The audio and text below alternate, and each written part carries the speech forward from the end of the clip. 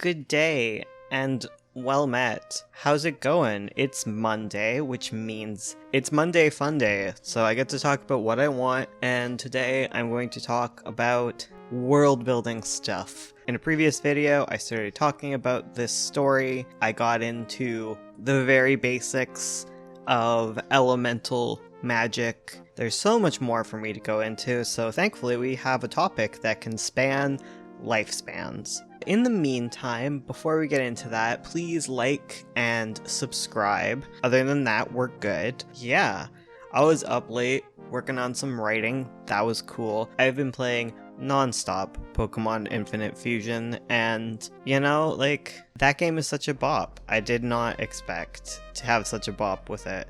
Highly recommend it. Right, what are we doing? What are we talking about? Aside from what I've been up to.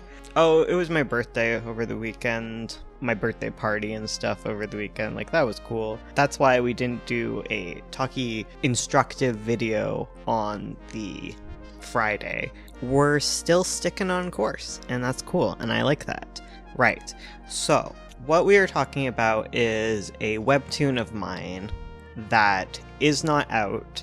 It's still in the pre-production phase, I would say. It's in the pre-production of writing, not even just art. Yeah, so I'm mostly been working on the world, and as I was saying last time, this story is based around a world that is full of nothing but elves. It's elves all the way down.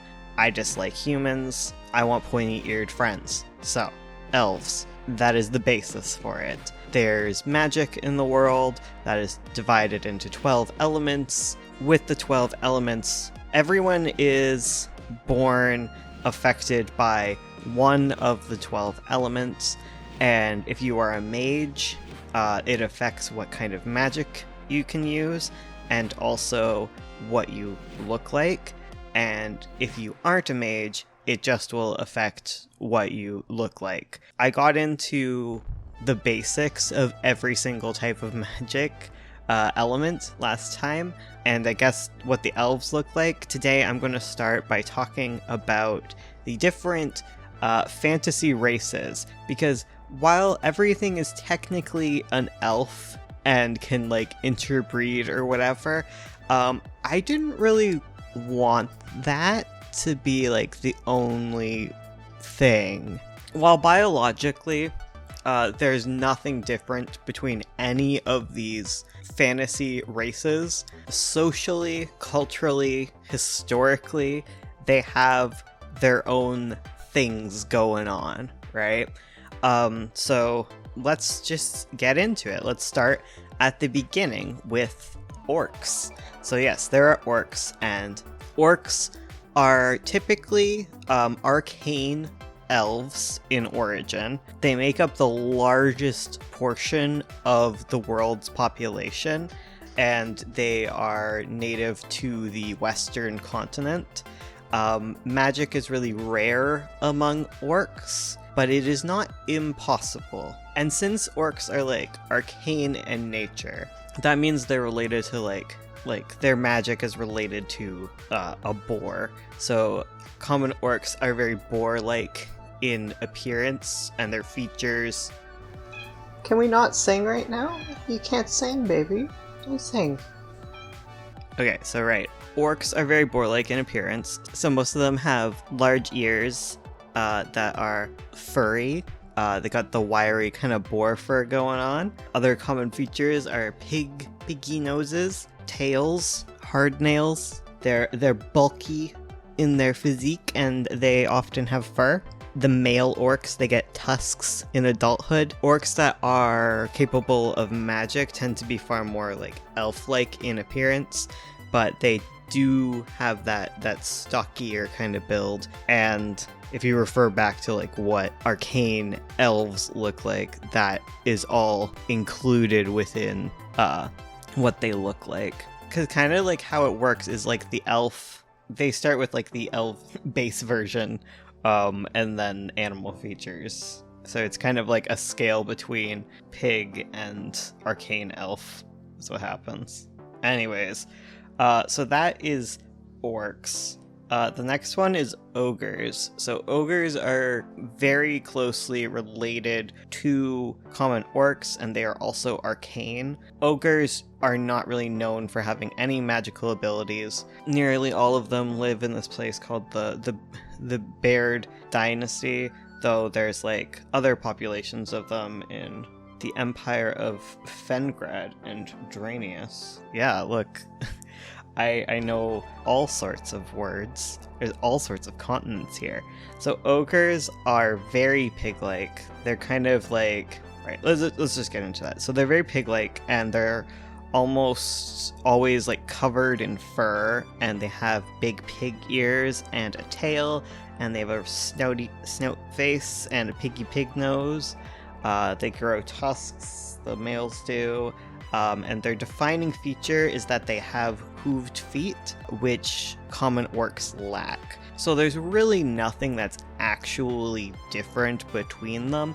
It's just drawing a line within the spectrum of like mage appearance to like animal appearance. So like the hoof line, that is where orcs end and ogres begin.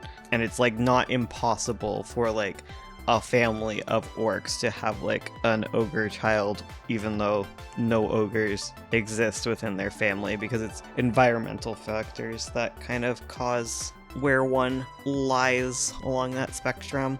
Finally, we got trolls. So trolls are like the final end of that, and they're the most animalistic arcane elves, and they are also like the most animalistic on the western continent in general. No troll has ever had any magic, and some lost lines of trolls are believed to have completely lost any connection to Aether and are just straight up pigs now. This is actually probably likely to go on the true side of the fact board.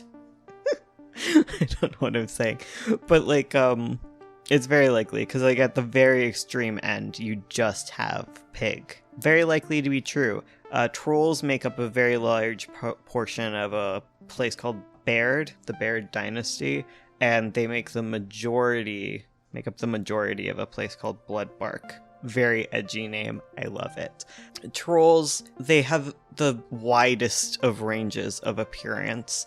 Like, they obviously are very pig-like with, like, the tails. They're very large. All trolls are furry, and they got the pig ears, nose, snouts, whatever, hooved feet, tusks. We know all that. And because of this, like, not all trolls can be, like, told apart from ogres, because it is kind of an arbitrary line that you're drawing at this point.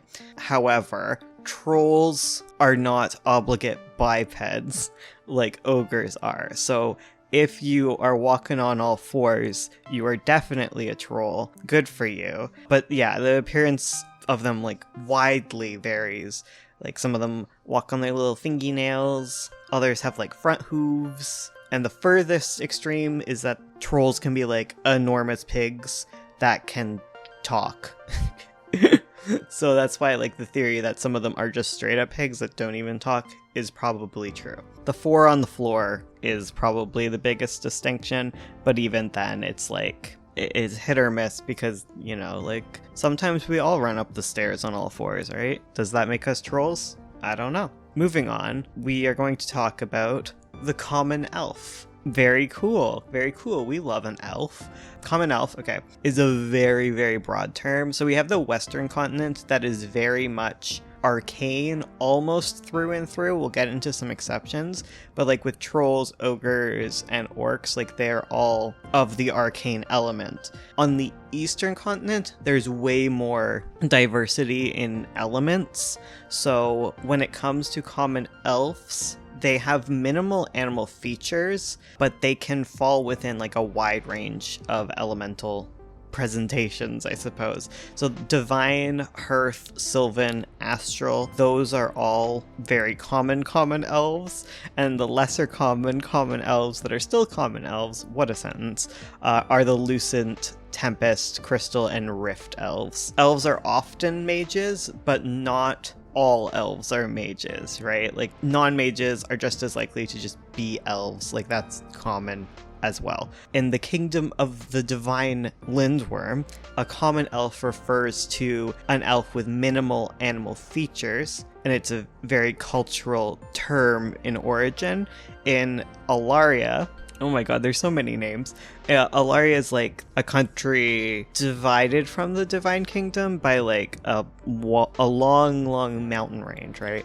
So they have common elves, but it refers to something different. It refers to any elves that are not crystal or rift elves. They also consider fawns and common orcs to be elves, unlike the Divine Kingdom. So they're much more broad in their acceptance of like what is an elf, as opposed to the Kingdom of the Lindworm, which is very much like no to few animal features is what an elf is. Therefore, the appearance is even more broad than orc, I suppose. Obviously, yeah, it's so varied. So common elves, again, minimal features of deers, equines, foxes, or rabbits. That's because those elements are the most common. And sheep features, crow features, or the feature of mice are also acceptable. So minimal features usually extends to like furry ears, but again, Alaria extends that way more. Meanwhile, in the Lindworm Kingdom, we'll get into like some of the more granular distinctions. Therefore, also like in Alaria, having crow features doesn't mean you're an elf. Yeah, and again, like because the Divine Kingdom is so less tolerant of animal features, there's more things like tail docking that occurs in baby childhood, infancy. So no tails. That's bad. Not cool. We move onward. Forest elves. Now we're getting into this elf, that elf, whatever elf. It's elves all the way down from here, except not. We do have some other ones to get to. Forest elves is a term that is almost entirely a cultural and religious group. It refers to a group of druids. They live within the kingdom of the divine lindworm technically, though basically they were just colonized, you know how it is. They're all Sylvan in origin, and they tend to be a lot more animalistic. They have tails. The most common feature, even more so than fox ears. Like typically, I guess common elves, like fox ears would be like the line drawing point, but it's very common for like the forest elves of this particular area to have pretty tails. Fluffy, beautiful, lovely tails. They're extremely persecuted as a ethnic group. It sucks. The Lindworm Kingdom's kind of crap. This is something we will learn going forward. So forest elves are very fox-like in their appearance. They have the prominent tails, like I said. Coastal forest elves, so like the ones that live along the coast. Wow, great distinction. They tend to be very animalistic, and some of the most animalistic elves in the east, the eastern continent. The central forest elves are more agrarian, and they're more like mage-like in appearance. Sylvan mages often appear in their family lines. Yeah, they're more likely to have mages in their lines. And then there's like nomadic hunting groups within the forest elves, and they're like very varied in appearance, but usually fall in the middle of extremes. Onward, Meadow Elves. So again, like these distinctions are made within the kingdom of the Lindworm. So like a Meadow Elf refers to a group of animal-like elves on the eastern continent. So they're a lot more broad, I guess, in determination than a common elf is. But like Meadow Elves are sometimes like referred to as like southern fawns, because fawns tends to be like a northern distinction. So in appearance, Meadow Elves are far furrier than Fawns. They got the floof all over. They rarely have visible skin. Good for them. Most Meadow Elves, especially the equine variety, have tails. They will have snouts, but not as prominent as like their animal counterparts. And like, it's not unheard of for Meadow Elves to have hooves or paws, but it's not typical of them, which is kind of the distinction other than the geographic one as to like why a Meadow Elf is not considered a fawn. They do have like the prominent like upright ears too. Some Meadow Elves, you know, those that are divine in origin, they can grow little seasonal antlers. Very cute. I'm in for it. I love me a deer boy. I love myself.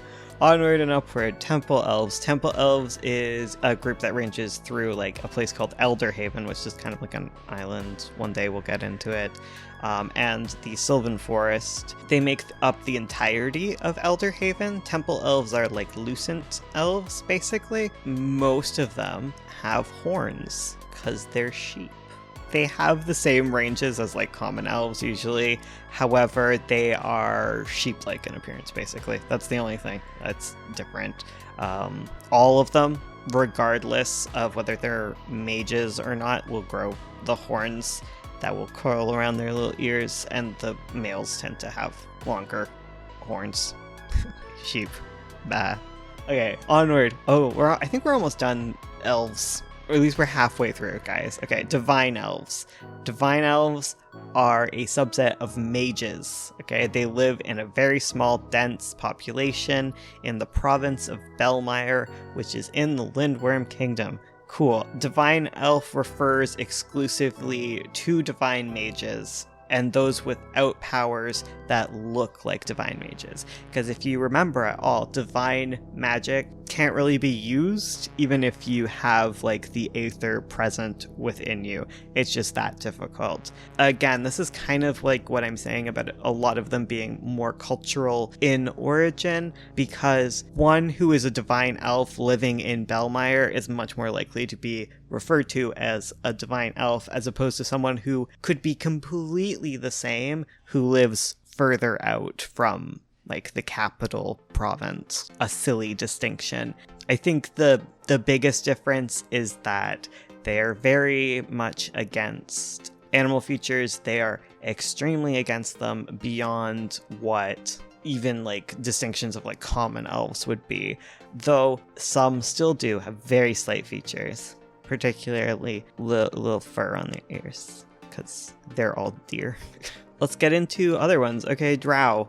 Drow, aka Night Elves. We love Drow, okay? Drow are crystal in origin, and they live in a very small portion of the kingdom of the Lindworm and Alaria, because they live within kind of the mountains that divide the two kingdoms.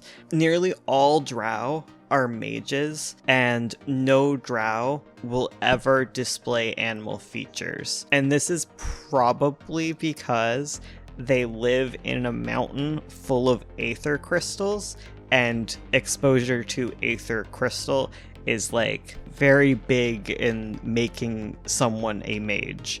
And that is why Drows don't have like the crow features that they otherwise would have gotten if they didn't live in a cave full of radiation magic. They basically like, they look like crystal elves, like as described. They got like the black skin, black eyes, like shades of gray kind of, and yeah, they're mages. They got bright color hairs, but they tend towards like white. So there you go. Onward. Sea elves. I thought we were done elves. Okay, we have two more elves. We have sea elves, and then we got one more. So sea elves are the land counterparts of mermaids. They're Tempest in origin. They live on like a group of islands called Wensland. A very small population live on the western continent within a kingdom called Moonwell, as well as Fengrad. Sea elves have an understandable affinity for water and the ocean, so they tend to live very coastally. Sea elves are like, they got orca appearance things going on, mainly retaining like the color and patterning that comes with that. But other animalistic features can include like the sharp teeth, the dorsal fin, the tails, you know, all good, all fun. That's the elves. There's not much else to them. Here's one that might be a little more, is Rift Elves.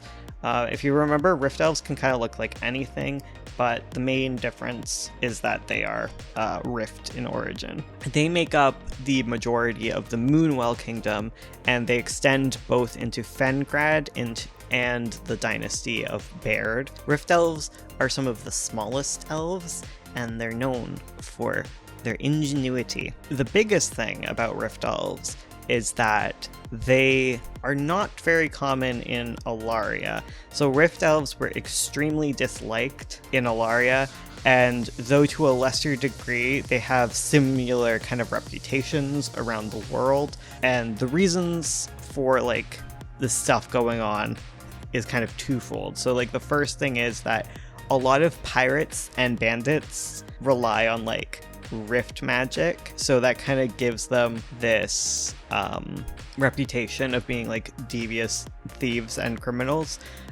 I guess it's like a confirmation bias thing with that. And the other part is like within like the not criminal industries, they're sometimes known as like rats and plague elves, because they're kind of the center of world trade, because they can control portals.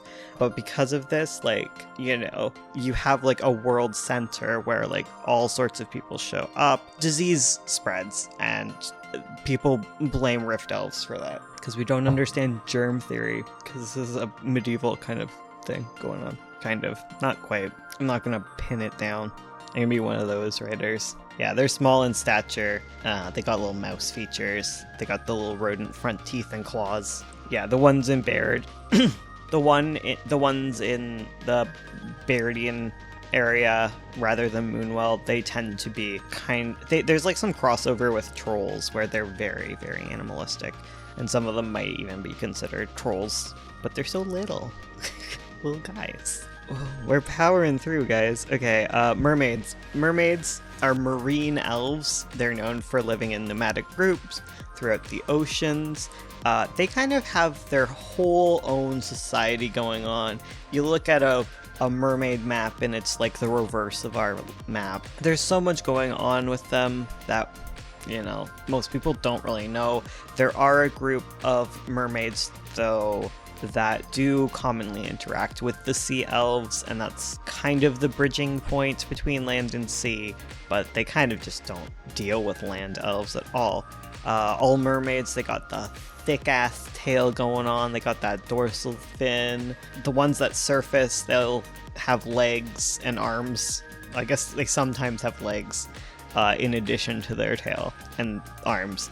But beyond those mermaids, the ones that don't even really surface, like obviously they surface because they're mammals, duh, but like they don't like interact on the surface world. They don't like swim up and say, oh hey, how's it going? Okay, like those ones, they are very, very orca. Some of them are all the way orca. There's such a spectrum of them, and it's kind of hard to determine whether or not they're quote unquote like capable of language, because they have their own thing going on and maybe we just don't understand it, and we should be less judgmental. Okay, next thing I didn't quite talk about was fawns. Fawns, they're like hearth, sylvan, or divine in origin, occasionally lucent, occasionally astral. A mage fawn is extremely rare because they are so animalistic. So like, as we said, like the Meadow Elves are like the fawns of the south. Fawns of the north are fawns, and they are kind of what you would expect. Like they have the animal legs and the feet, and that's kind of the dividing line between elves and fawns. They got some other animal features going on, like the tails and the ears. They do not, but they're not like as extreme as like forest elves, mermaids, or like trolls. Yeah, if you got like, because like the one distinction other than like what you would think as a typical fawn that exists is that you can just have a basis that is either like a horse, a deer, or even a fox. So if you got like fox legs like a fawn, like that is still considered a fawn. If you got the animal booty going on, that's a fawn basically. Which I guess brings us to centaurs. There's centaurs because like go big or go home, am I right? So centaurs is a very small group of people that live in the kingdom of the Lindworm. They're Hearth in origin, obviously, and they are very notable for their very unique appearance. Their population used to be widespread before the expansion of the Divine Kingdom. And aside from like their small remaining region, there is centaur diaspora going on. Okay, so centaur like people kind of, yeah, so centaurs take on the jobs of like horses and mules in this world, and like are often like preferred to those because they're easier to work with because they're not animals. So like they're just very spread out within like the forest elf population. Like it's not completely unheard of for like a centaur like being to come to be. Same with like within trolls or whatever, but like it's just so uncommon. And this specific like centaur group was just like developed within its own right. Yeah, so centaurs, quadrupeds, elven torsos, you know, and a variety of other elven features like within the face and their upper torso, including like ears, manes, muzzles, whatever. Okay, into the home stretch here, we're going to talk about crow harpies, and just harpies in general. So crow harpies, they live on the borders of Alaria and the Lindren Kingdom and the Sylvan Forest. They're crystal in origin and are not known to possess magic. They're kind of like the fawns of the crystal thing element. They're capable of flight. Very cool. In both kingdoms, they're known to be kind of like unsophisticated because they don't have hands, but that's not true. That's just racism. Like all harpies, crow harpies, they lay eggs. Both parents engage in kind of similar duties within society, and like so basically they have like sex-based partner selection, but the gender roles don't differ much beyond like adolescence and like early adulthood when you're like trying to find a partner. The gender differences are more rigid in like beakless societies where like, you know, like infants like drink milk and whatever. Like there's like that divide that kind of happens, but in societies that aren't like that, they kind of just all share the same rules. And if you want to provide defense, you do that. If you want to just like sit on nest, take care of things, you do that. It's not either of that. They live in kind of communities, little small communities together, and they work close to protect and raise like the community's young together. All crow harpies have taloned feet, feathered tails, and black wings for arms. Harpies vary in other regions. This is a very specific distinction because gremlins existing in Alaria, which we will get into at the very end, but crow harpies are like one of the most rigid like distinctions of like what makes a harpy, because like they're like the only harpies within the eastern continent. The others are like western continent, so that like the distinctions are pretty different. So like onward, like raven harpies live in Ravencrest. Fascinating. They originate from the void element, so most raven harpies are capable of flight and do not have magic. However, they don't all be like that. Many raven harpies are largely nomadic, and they settle down in temporary villas to like lay and hatch eggs. Raven harpies are fairly independent, a lot more so the more animal-like they appear. With other harpies, again, they have the fairly genderless society going on. Raven harpies do tend to be a bit more male dominant in terms of like defense, but like nowhere near so as much as like non-harpies. They are a lot more varied, again, like I was saying, than crow harpies, and it encompasses like anyone who has bird-like features. Raven harpies can have wings in addition to arms rather than just having them as arms. Again, it's because they got like a lot more like range of territory kind of going on here. Beaks and bird heads are very common too, compared to like crow harpies. Male raven harpies, they grow like the long little throat feathers that ravens do. Very cool. Proud of them.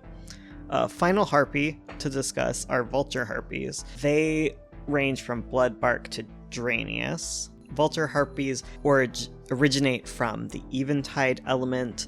Like other harpies, they lay eggs, they have the genderless society, they thrive in, they survive in, and they can eat rotten food. Proud of them. Good for them. They're just very similar to raven harpies in appearance. Obviously, they are characterized as being bald since birth. That's just vulture behavior right there. They tend to have wings for or in addition to arms. Many have bird-like heads, or they have like the small or non-existent ears.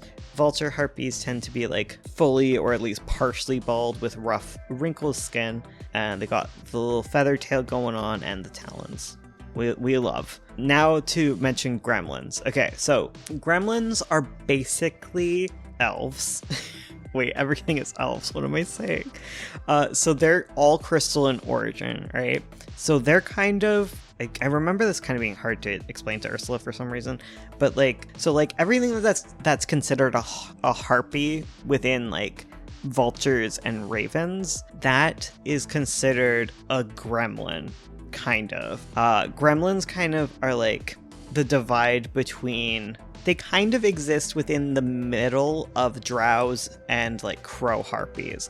However, they can encompass everything basically from drow to a harpy. Yeah, they're the majority group of the Alarian kingdom. Gremlin society is very broad, right? There's like a lot to it. The unifying feature is kind of like religious too, within like crystal worship and whatnot. Like other harpies, gremlins are also less prone to gender roles. However, they're like a lot more gendered than harpies are. It is equally common for them to lay eggs as it is to not lay eggs, and in some regions you just don't know until you're an adolescent. Very cool. Not fun, I guess. Yeah, so basically what I'm having trouble describing is that gremlin and drow are basically the exact same thing, except gremlin can also extend all the way to like almost a harpy. And the only difference between like the gremlin that live within the cave and the drow that also live within the same cave is a borderline. Like, there's like a literal chasm that has divided them, but they're the same ethnicity basically all the way down. They're just divided completely arbitrarily, kind of. I guess it's not arbitrary, but like, yeah, it's entirely a culture thing. So like, there are no gremlins in the Lindworm kingdom unless you were born on the other side and you came over, but that's basically impossible because the actual divide is ridiculous. And yeah, so that's gremlins. The final one we have to talk about is liches. Okay, liches be like, okay, liches live in Lichland. Lichland is like its own little thing going on. I said I don't do like the ethnostate thing, but obviously, like, you know, sometimes that stuff exists. But basically, Lichland refers to like an island nation far off from either continent that is dominated by the element of curse. So Lich just refers to like every single person living on that island, because they are just kind of like sequestered off, doing their own thing, similar to Wensland, but at least Wensland like leaves or whatever. So Lichland is a female-dominated society. The Lich are. They aren't very social, and they are all carnivorous. Lich dislike mages, even of their own kind, and treat them very poorly. Mages that actually learn to use magic can be formidable, but there are very, very few of them. Instead, it is more often that they are treated very poorly. This is likely due to the monstrous size of the more animalistic liches, who are basically giant spider. Many of them, but not all, have abdomens, and that is a very extremely valued trait for its ability to make webs. Strong lich build fortresses of webs where they are treated like gods and gifted things to keep them calm. Warring over territory occurs, and choosing a side can be difficult because no one wants to be on the wrong side. Many old lich exist that appear to just be giant spiders. Though capable of simple speech, like these lich are usually unable to pass on any magic anymore, and their eggs just hatch into regular ass spiders. Male lich are far, far smaller, and they can't make webs, and they are treated a little better than mages, but not much. Male lich have a horrible life that is difficult, and usually dedicated to finding a female dominant lich and feeding on her scraps. Female mages and weaker spiders, they have difficult lives, often very short. Some live on the outskirts, avoiding like a dominant lich, while others try to serve a dominant female, but they're equally likely to be wasted away as they are murdered. Lichland is fun. Good vacation spot, okay? Again, like their appearance is spider-like, with the females growing like enormous in size. Some of them are like centaurs basically, and most of them have like extra eyes and exoskeletons. And as stated, like some of them are just straight up giant spiders. I love it. I love it. I love that for them, you know? Like girl bosses, girl bossing. Thank you for listening to all of this. So basically, this is all to say that I start with like a basic concept, and then I extrapolated like the 12 elements onto it and came up with something that I think is pretty cool. I like what I'm really happy about and excited about within this work is just having fuzzier lines between things. That's kind of my goal in this. Is like, I don't want things to be simple, which makes it very hard to talk about. But you guys listened, and that's cool, and I hope I was good background noise. I'm gonna continue talking about this, oh my god, because I have so much to get into. Because I mentioned all of these kingdoms, and I'm sure you want to hear all about them, right? Right? You want to hear about the kingdoms, right? The different provinces they're in. Oh, we haven't even gotten into like how the different magic works. Oh my goodness, I have so much content. My voice is dying though.